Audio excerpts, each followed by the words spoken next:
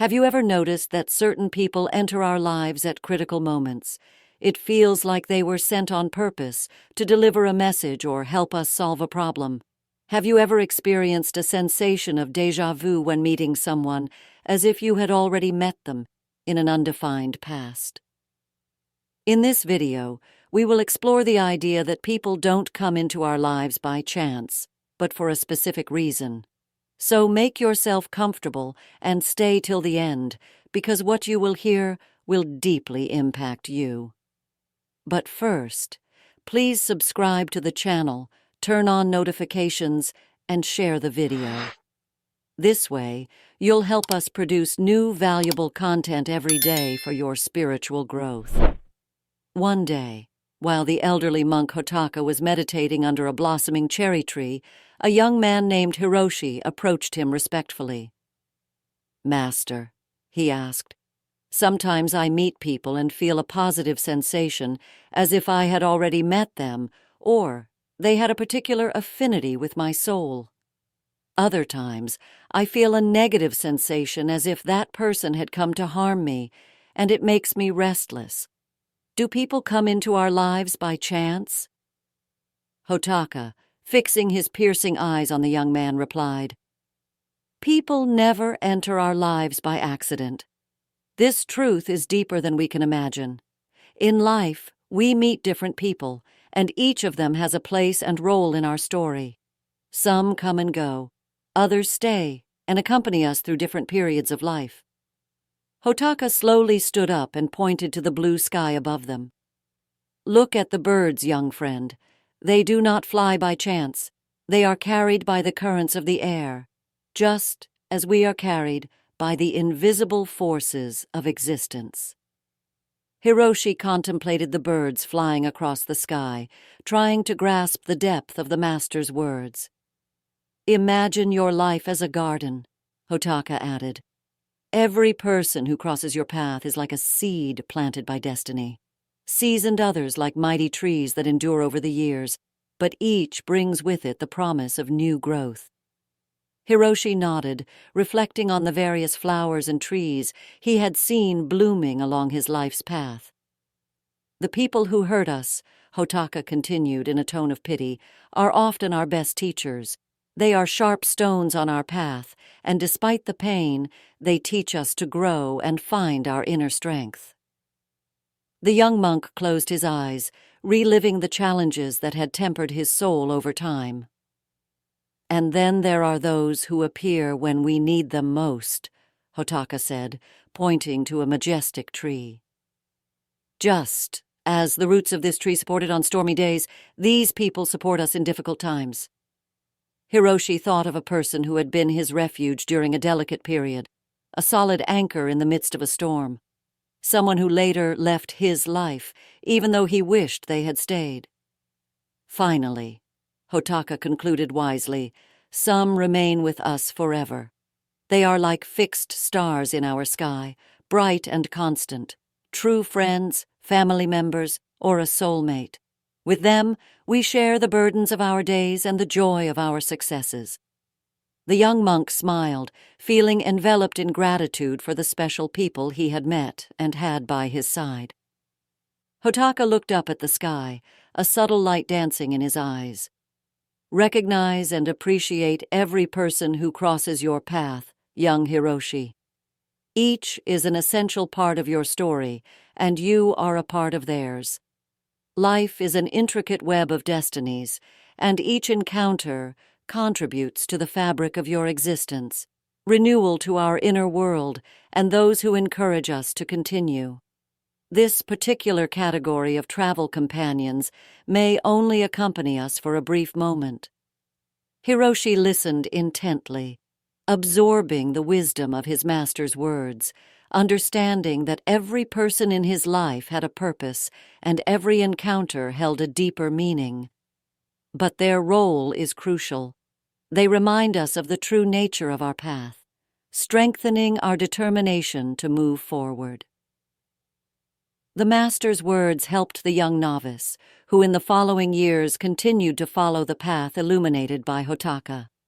Every encounter, whether a casual passerby or a lasting life partner, became for him a precious piece in the mosaic of his existence. Through challenges and joys, Hiroshi learned that every person and every experience brought with it a hidden gift, a precious teaching that contributed to his growth and spiritual fulfillment. As time passed, the novice himself became a senior monk with wise eyes and a grateful heart. In his role as a spiritual guide, he shared with the young monks the profound truth taught to him by Hotaka, that life is a constant flow of meaningful encounters, each of which contributes to the unique beauty of our existence. In conclusion, what is the moral of this story? That in life, every encounter, regardless of its duration or intensity, contributes to the richness of our existence. Life is a wonderful journey of discovery, and each person who crosses our path brings with them a unique gift.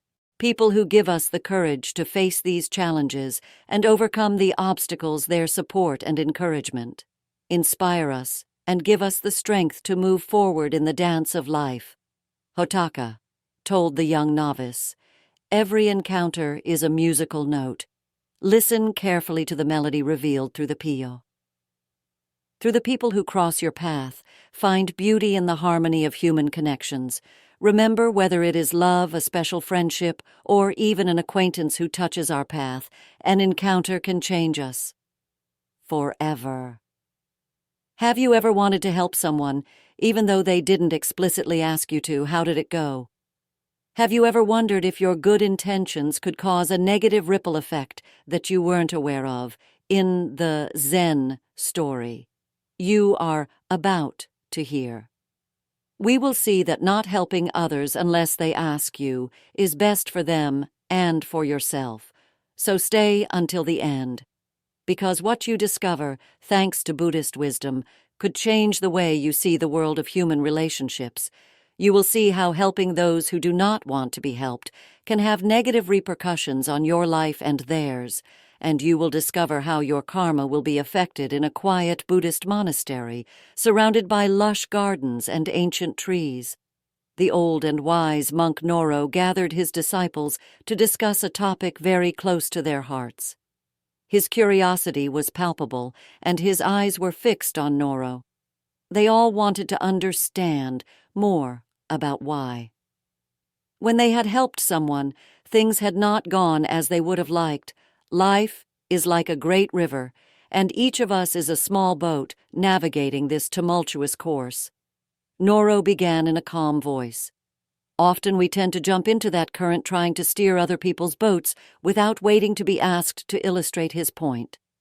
Noro shared a story passed down through the centuries about a young monk eager to help a companion in difficulty without being asked the monk's intervention.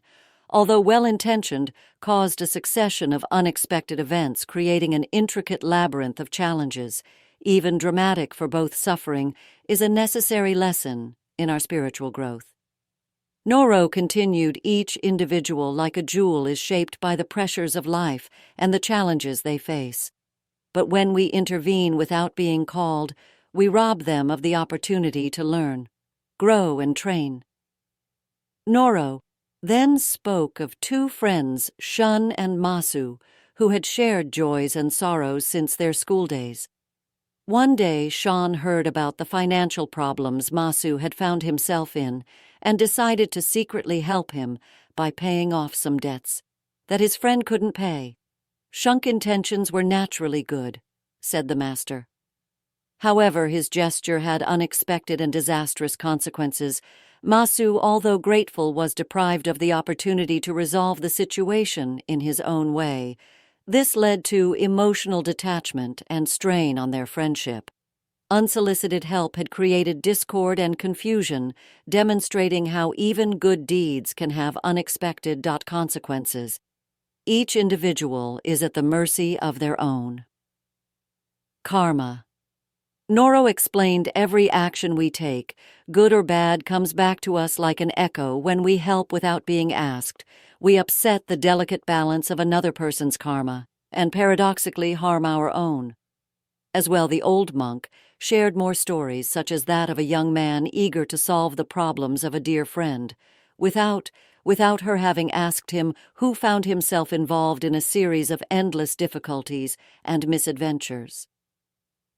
If you enter a labyrinth that is not yours, but someone else's, without being asked, Noro continued, you could set off a chain reaction of events, creating an intricate web of karmic connections. Your gesture of friendship, no matter how well-intentioned, could end up doing more harm to the friend and to yourself. Suffering is often caused by past actions, and our intervention could alter the natural course of learning that the individual should experience. Even Buddha understood the sacredness of the individual learning process and how the karma of each being must be respected. Noro explained, suffering is a very severe but precious teacher. Noro continued to interfere with this process, is to deprive others of the wisdom that only suffering itself can teach. He spoke of many moments when empathy pushed him to offer help. But how instead Buddha taught the wisdom of waiting for the person themselves to ask for help. Every action we take is like throwing a stone into a pond. Noro said, using a metaphor to clarify the concept, the ripples spread and return to us when we help. Without asking, we not only influence the karma of others, but we create ripples that can impact our own lives. In conclusion, the lesson from this story is a reminder of the wisdom of discerning when to reach out and when to wait. Karma, like an unbroken river, carries our actions with it, and the way we offer our help can alter the very structure of destiny. Before reaching out to help someone, remember that each encounter and each challenge is a part of their own karmic journey. And sometimes the best help we can offer is to allow them to navigate their path themselves.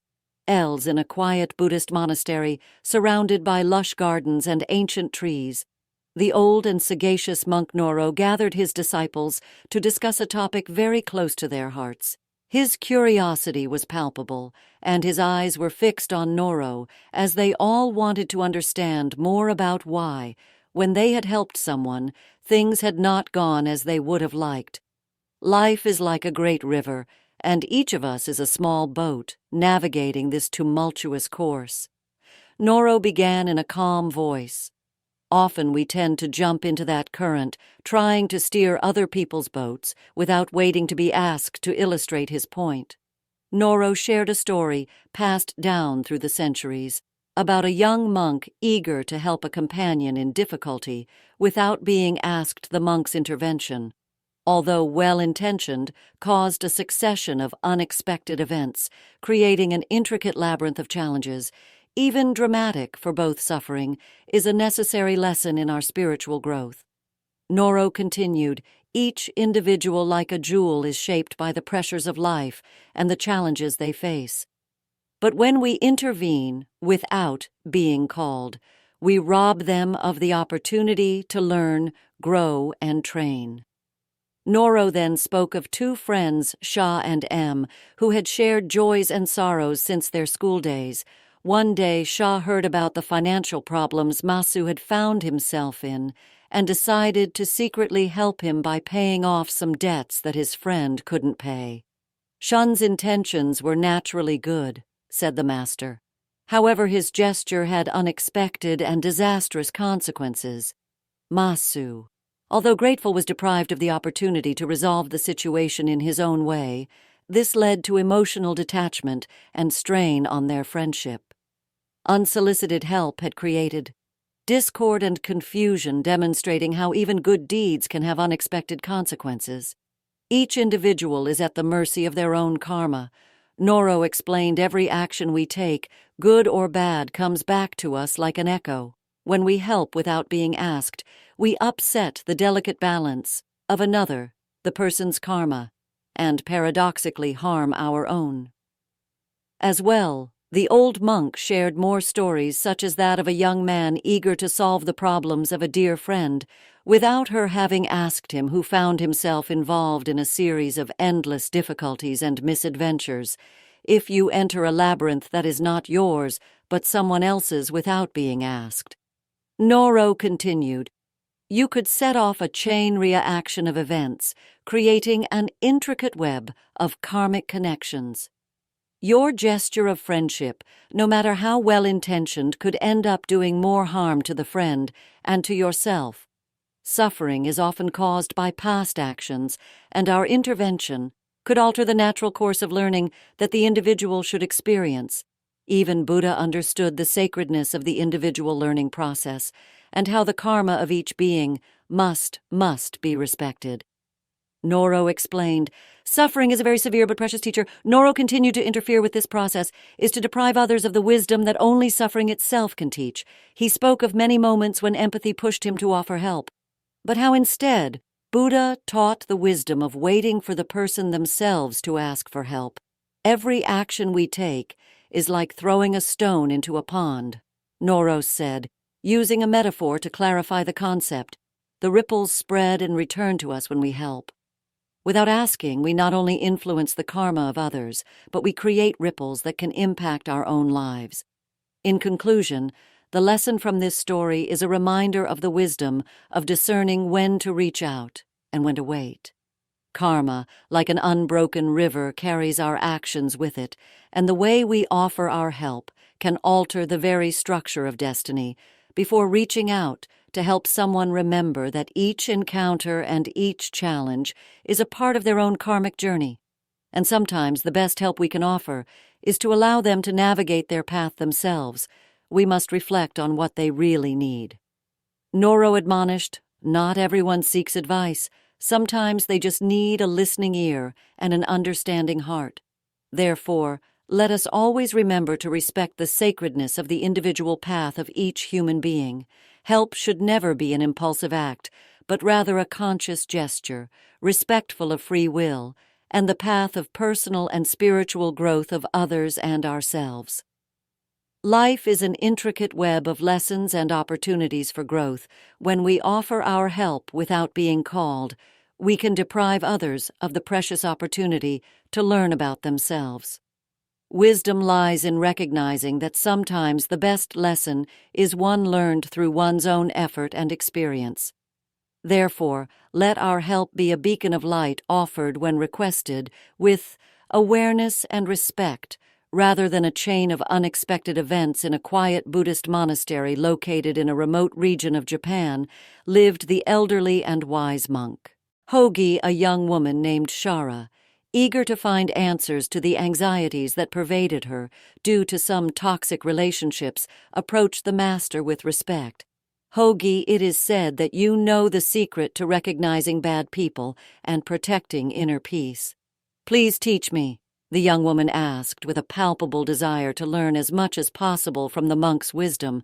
Hogi, with his typical calm, replied, "Of course, my dear. If you have the patience to listen to me, I will tell you about the signs you need to pay attention to in order to understand who is in front of you first. However, let me make an important premise. The people who, for simplicity's sake, we define as bad, do not necessarily have to be monsters.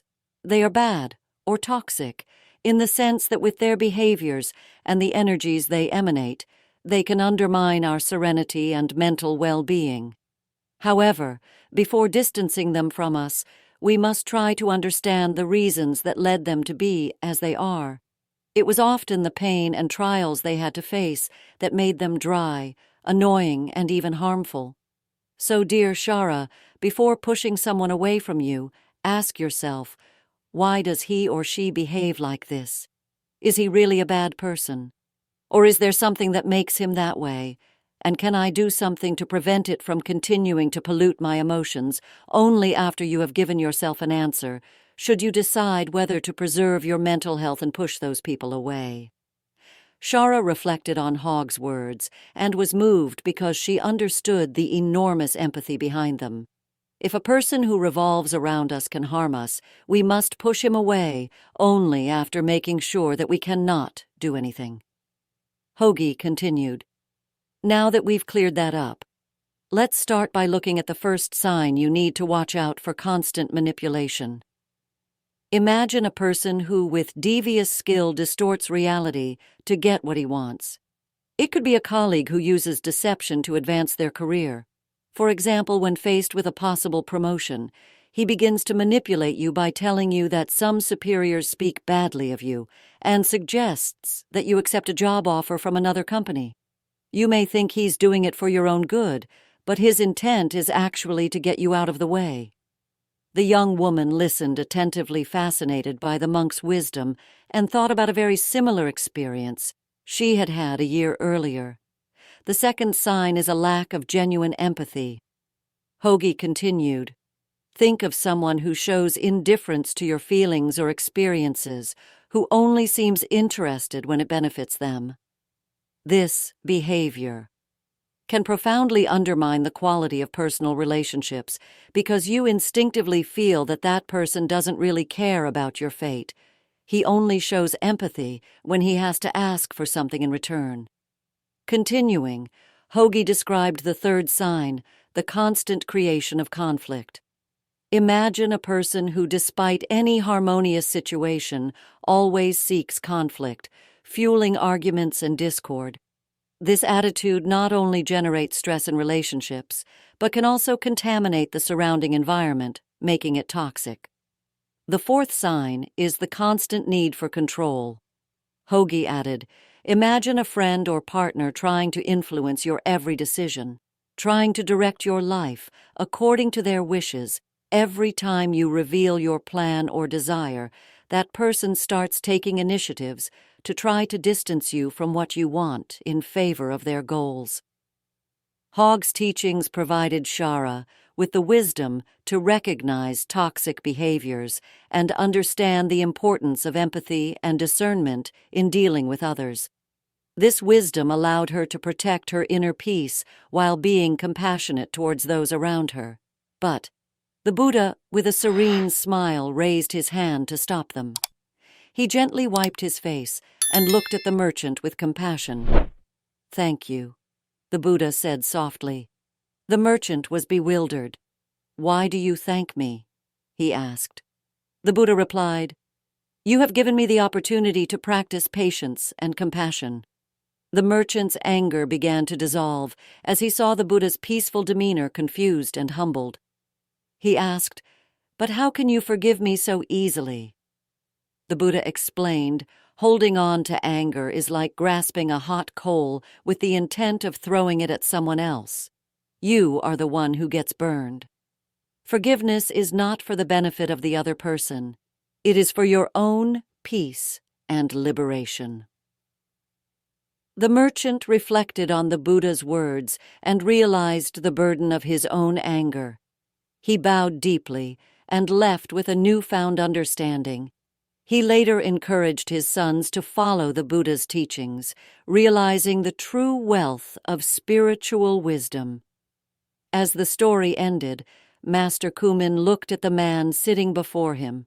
"Forgiveness," he said, "is not about condoning the actions of others or forgetting the pain they caused.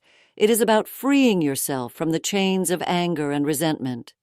It is about understanding that everyone is on their own path, and sometimes they act out of their own suffering by forgiving you. Release yourself from the grip of that suffering." The man nodded, feeling a weight lift from his heart. "Thank you, Master Kumin. I understand now. Forgiveness is a gift I give to myself, not to others." Kumin smiled and concluded, "Remember, forgiveness is a practice, not a one-time event. It is a continual process of letting go and finding peace within yourself."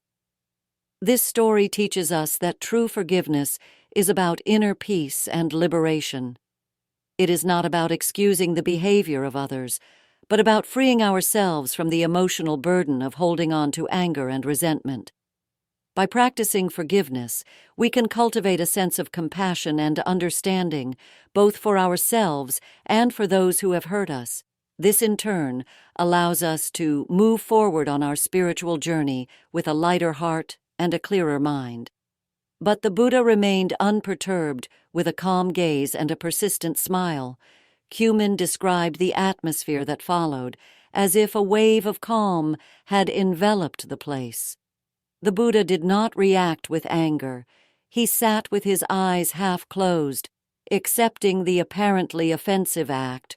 With his heart open, the merchant, seeing the Buddha's reaction, realized the helplessness of his actions, and the anger he had harbored turned into remorse.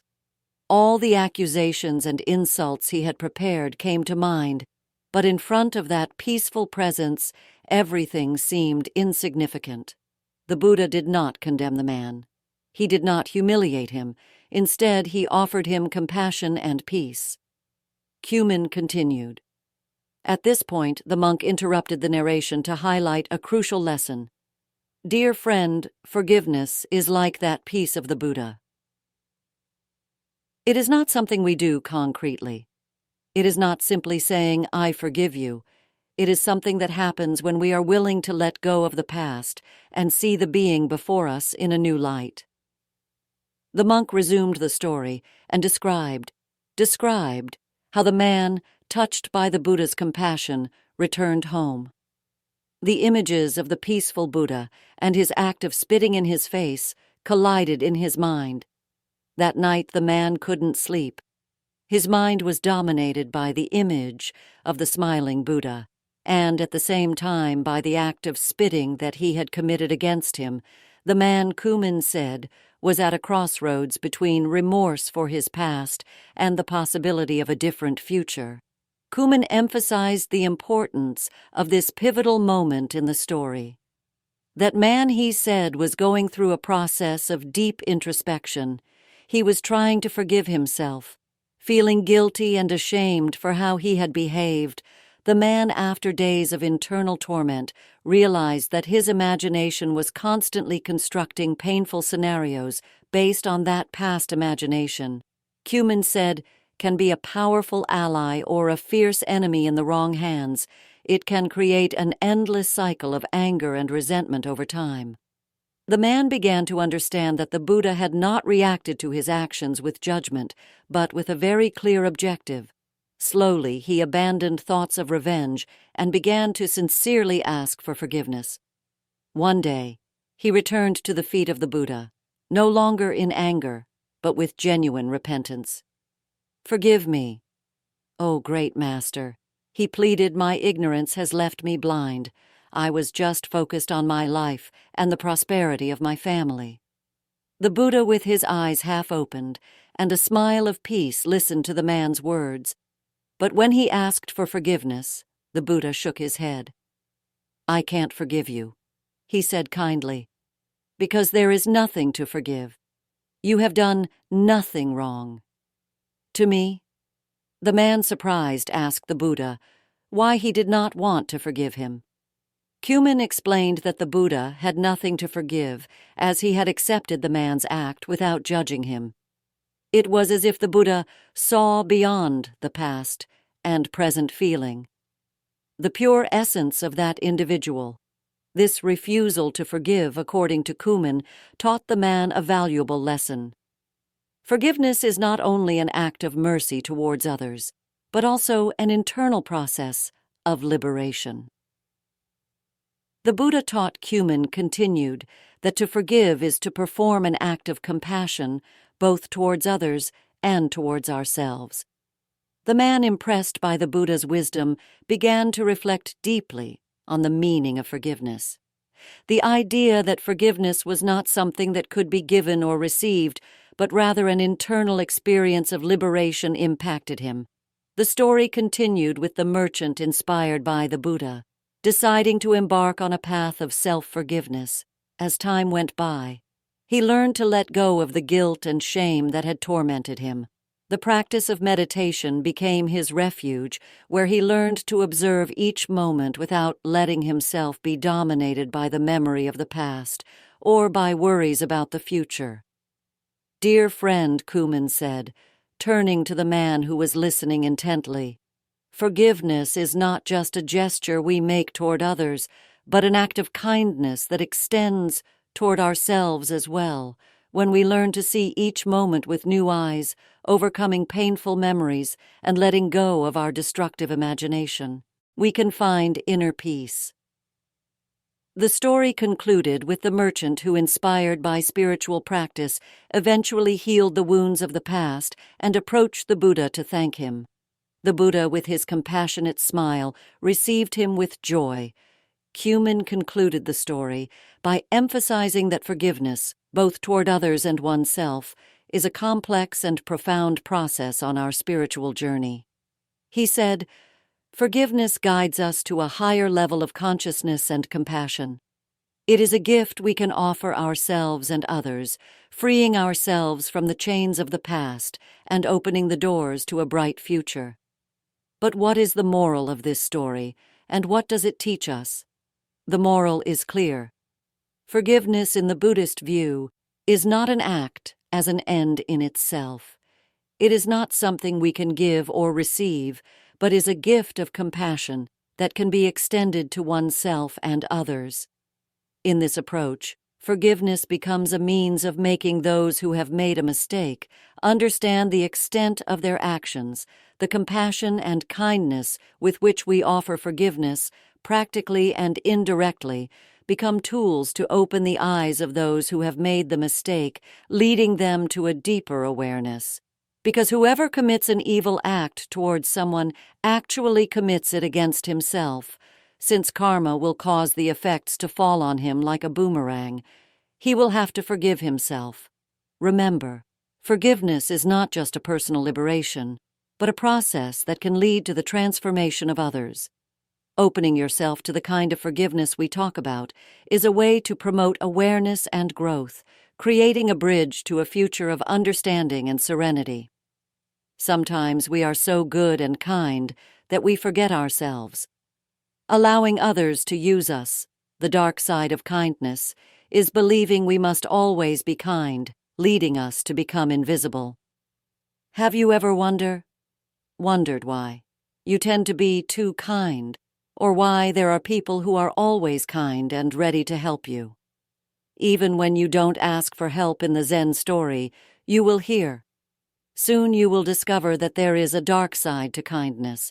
If you want to live peacefully, you have to understand it to find the right balance. Stay until the end, because the advice you receive will help you live your relationships with others more serenely and find your inner peace. In a monastery nestled in the mountains of Japan lived the elderly monk Arrow, famous for his extreme wisdom. One day, a girl named Kiara approached him, telling of her disappointments. "Master, over time, I have collected many disappointments linked to people who I thought were friends, and who instead did not prove that they were. I have always been an extremely kind person, but my concern for others has only brought me so much pain. What am I doing wrong?" The master smiled kindly and began to tell an ancient story, a legend passed down by monks for generations. The story was about a village surrounded by a lush forest, a place where kindness and generosity among people were the beating heart of the community. The prosperity of that village was linked to a magnificent cherry tree. Imagine, Arrow said to Kiara, a majestic tree whose roots go deep into the earth, a symbol of the strength and generosity of the village. Legend has it that the village prospered thanks to the wisdom of the people who learned to share their resources. However, Arrow added, over time, some people began to take more than they gave. Some approached the cherry tree, picking the fruits without contributing to the care of the tree, or without sharing them with the other villagers. So, little by little, the generosity of the village began to weaken, and with it, the entire community. The young Kiara listened attentively, her eyes reflecting the desire to understand the nuances of life. With his serene gaze, continued to share the history of the village, bringing to light details and teachings that had been passed down through the centuries. The moral of this story said, the monk is that generosity must be balanced. We must give with an open heart, but with wisdom and balance. If we give without discernment, we risk exhausting our resources and weakening our ability to be truly useful to others. Kiara was happy to listen to the master's words, and a new awareness about the concept of kindness arose in her. We might think that kindness is always good, since it helps maintain our well-being. Arrow continued, however, it is not when it crosses boundaries and leads to acting kindly in all circumstances. In this case, it is toxic kindness, a form of silliness where we forget ourselves to be attentive to the needs of others. Think of a parent who gives everything of himself for the well-being of his children, to the point of putting himself in the background. Arrow's story was enriched with new details. He described how some people, in their desire to accumulate, had neglected their duty to care for the tree that had given them so much. He explained how the connection between giving and taking was a delicate balance, a harmonious flow, that required attention and respect. Kiara, immersed in the story, began to reflect on her own life and the relationships she had experienced over the years. The monk, sensing her desire to learn, continued to share his wisdom. He talked about how expecting too much from others could lead to disappointment, and how setting boundaries was essential to maintaining one's emotional well-being. Remember, Arrow said, "I'm not saying that doing something for others is wrong. It is, however, focusing only on others can be problematic. There are situations where we want to please others because they ask for our help, or because we believe sometimes mistakenly that they need us, and we offer to make them feel good." Time passed peacefully as Arrow and Kiara delved into the nuances of generosity and wisdom. The monk spoke of how generosity, when it came from a balanced heart, could transform relationships and bring joy to both those who give and those who receive. Kiara felt that the monk's wisdom was helping her understand many things she learned, that generosity should flow like a harmonious current, fueled by deep awareness and sincere love, and that it should never be forced. Arrow concluded his narration with loving advice. Kiara, try to be like the cherry tree in the village. Offer your generosity, but keep your balance. Find joy in the act of giving itself without expecting too much in return. Remember that extreme kindness can be harmful. Sometimes we don't leave room for others to achieve what they want because we anticipate their needs. Furthermore, we focus too much on what others need and forget our own needs. In this way, we cancel ourselves and begin to become invisible due to our own actions by always being attentive to the needs of others. Our own needs take a back seat, and we trample on ourselves. We take away our value, and others take advantage of it. Kiara thanked the monk with a heart full of gratitude.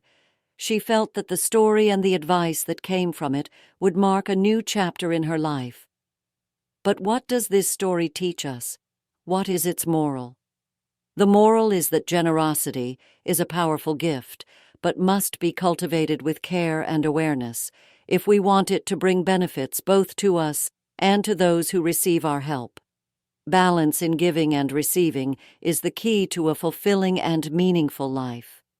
If we are too kind and willing to do whatever is asked of us, just to be considered good people, we end up no longer knowing how to say no and being exploited in the long run. This could have repercussions on personal motivation, self-esteem, and our mental balance. So what should we do? Should we stop being good people? No, because there are various ways to be kind in a healthier way. You can set limits, making others understand how far they can go. Say goodbye to guilt. Learning to say no when you can't or don't want to go further. Draw up a list of priorities so you can continue helping others without putting yourself aside. Remember, be kind, but not overly. So this could harm yourself and even those you want to help. How many times have you had the impression that someone has entered your life to destroy your dreams and goals? Unfortunately, often we have to deal daily with the presence of individuals who want to harm us, for various reasons such as personal grudges, frustration, and envy. Thanks to this Zen story, you will discover how to recognize the signs that someone wants to destroy you. Furthermore, if you stay until the end, You will also learn how to behave to prevent this from happening in a quiet Buddhist monastery nestled among the Japanese mountains lived the elderly monk Aizen, known for his wisdom and profound knowledge of the human soul on a winter day. While the smell of boiling tea wafted through the air, his disciples gathered in the temple to listen to Aizen address. A crucial topic today. We will discuss a crucial topic, the monk said in a calm but penetrating voice. We will talk about the 8 signs that can clearly reveal who among those who enter our lives may wish to destroy us. One of the disciples, KY, impatient to know more, asked Master Aizen, "What are these signs? How can we protect ourselves from those who intend to harm us?" Aizen nodded and introduced the first signal to pay attention to by telling an ancient anecdote. Once upon a time in the monastery village, there was a sage who owned a precious gem. One day, a cunning man approached him, praising his wisdom and asking to admire the gem, while the wise man showed the gem. The scoundrel distracted him with cunning speech and exchanged the gem for a shard of glass. The wise man realized too late that he had been deceived and had no way of recovering the gem, which would have ensured him a peaceful old age. Manipulation is like a silent shadow. Aizen continued, those who seek to destroy us will use cunning and tricks of all kinds to distort reality and deceive us. We must learn to recognize the subtle games of manipulation. Only in this way can we protect ourselves and our inner truth. As the disciples began to ponder the time someone had tried to manipulate them, Aizen told another story to illustrate the second sign, destructive criticism. Imagine a flower garden began, and imagine that the plants, instead of receiving nourishment and love, were constantly trampled by someone. Although initially it seemed like a small gesture, over time, the garden began to dry out, and the plants withered one after the other. Constant criticism is like heavy footsteps that trample on our self-esteem. Emphasized, those who wish to destroy us will use derogatory words and constant judgments to wither our spirit. We must learn to distinguish between constructive criticism, which helps us grow, and destructive criticism, which has the sole purpose of undermining our trust with a smile. Aizen introduced the third signal, social isolation in a small village. He said there was a fisherman loved by everyone for his character and helpfulness. One day, an envious individual began to sow discord by creating false stories about him. Gradually, the fisherman found himself isolated. Many friends abandoned him, and the village ended up ignoring him. His life within a few months changed radically. In addition to finding himself alone, he lost many customers and his business went into crisis. Isolating, someone is like cutting the roots of a tree. Aizen explained, those who wish to destroy us will try to separate us from others, creating divisions and spreading suspicion. To prevent this from happening, we must cultivate strong connections, give others an irreproachable image of ourselves, and resist attempts at isolation. To talk about the fourth signal, defamation. Aizen invited one of his guests to speak and tell a story in a region not far from this. The narrator began. There was a merchant much respected by all. A malicious rival began spreading unfounded rumors about his honesty, undermining his reputation, and causing the village community to begin to despise him little by little. Although the poor man had always been honest, people began to stop buying from him. This led him to have to close his shop and move elsewhere. Defamation is a poison that corrodes our integrity. Aizen commented, remember that those who wish to destroy us will use their tongue as a sword, wounding us and our reputation with lies of all kinds. We must defend our reputation with truth and transparency, making sure that whatever they say to defame us does not resonate with people through these stories.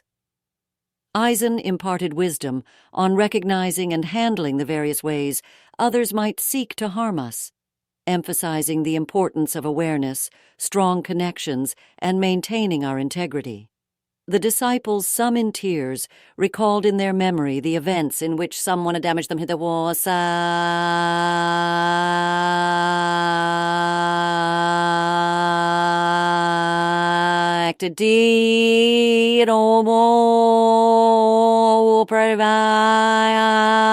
from happening in the future. Thanks to the Master's words, Eisen spoke of the fifth signal, which was the sabotage of opportunities. He began by imagining a craftsman who, every time he was about to achieve success, someone came to sabotage. His work tools disappeared. Plans were ruined material. IAL were damaged, essentially. Despite his ability, this poor man was unable to progress. Sabotage is like a wind that extinguishes the flames of our success. Eisen stated those who wish to destroy us will seek to damage our opportunities by creating obstacles and impediments to prevent this from happening. We must remain vigilant and protect our path to success. We can do this by making sure we have people we can trust around us and by keeping our ideas safe without talking about them before they are realized. As the day continued and the hot tea relaxed, the disciples who continued to listen with interest.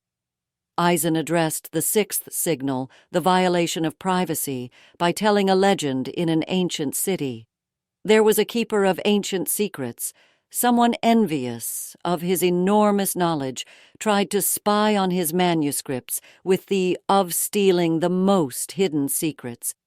But the custodian, thanks also to a trusted collaborator, remained vigilant and protected his treasure. Remember that your privacy is sacred, Eisen emphasized. Those who wish to destroy us will try to invade our most intimate space, seeking information that could be used against us.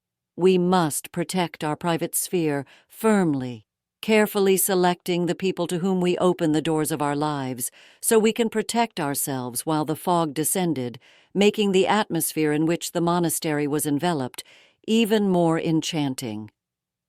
The Master introduced the seventh signal: espionage in a distant land.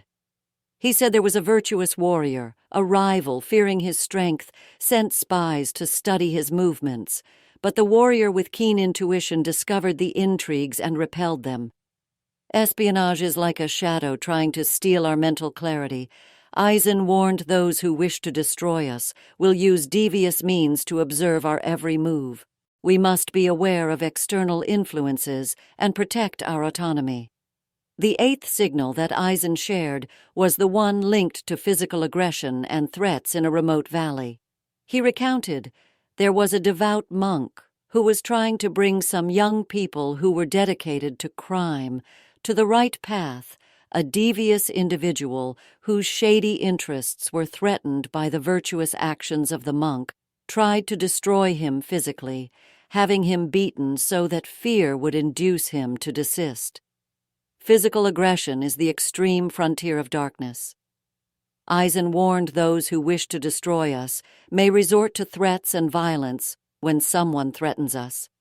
We must protect ourselves by seeking help when necessary at the end of the day, and the stories he had told, Eisen looked at his disciples with compassionate eyes. My children, life is an intricate dance, and others can be our guides or our shadows. Watch and be aware of these signs, but do not live in constant fear. Cultivate a garden of trust and mutual respect around you. Surround yourself with trusted people and don't allow the shadows to destroy the light you have inside. I feel lonely, and it seems that the lack of friends is a problem. Everyone around me seems happy with their friends, and I wonder why I can't have the same joy. The monk Kobo looked at her with compassionate eyes and invited her to sit down. Alina, friendship is truly a precious gift, but your happiness shouldn't come from how many friends you have.